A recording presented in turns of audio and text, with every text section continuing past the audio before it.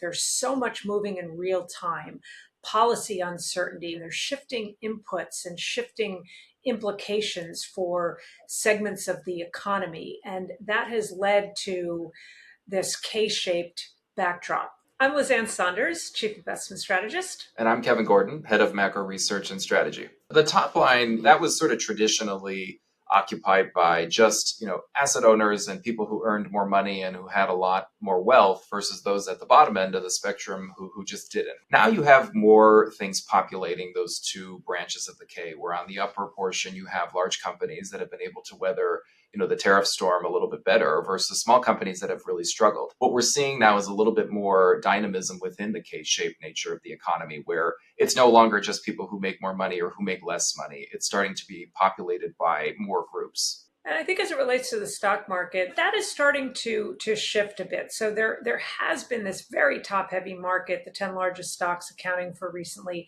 about 40% of the cap-weighted index that is the S&P 500. But we are already starting to see a bit of broadening out and less of this monolithic obsessive focus on just a small handful of stocks. Over the past 6 months, only 16% of the stocks within the S&P 500 have beaten the index itself. But over the past month, that's up to almost 50%.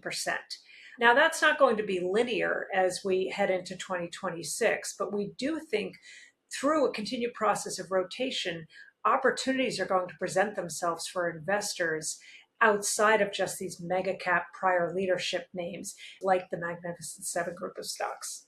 And of course, you can read our 2026 outlook, which has a lot more detail. You can find it on schwab.com under the Learn tab.